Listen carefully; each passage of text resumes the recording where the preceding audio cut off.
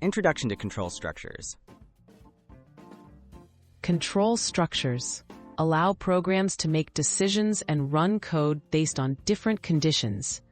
The most common are if, else, and switch statements. Understanding how they work is essential for any programmer. In this video, we'll compare how these statements are used in 3 popular languages: Python, JavaScript, and Java. If and else statements explained. The if statement checks a condition and runs specific code if the condition is true. An else statement provides an alternative path if the condition is false.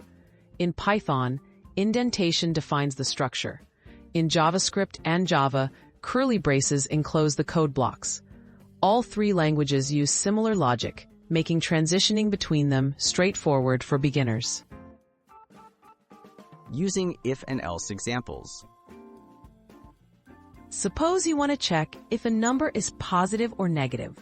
In Python, you'd write, if x greater than 0, print positive, else print negative. In JavaScript and Java, the syntax is, if x greater than 0, code, else, code. The concepts are the same with small syntax differences. Switch statements simplified. A switch statement handles multiple possible values more efficiently than many if-else statements. JavaScript and Java both use switch for branching based on variable values. Each case represents a different outcome.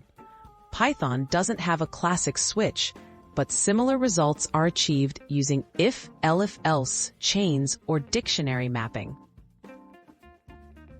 When to use each structure. If-else statements are great for simple, two-way decisions or a few alternatives. Use a switch statement when choosing between many possibilities based on a single variable.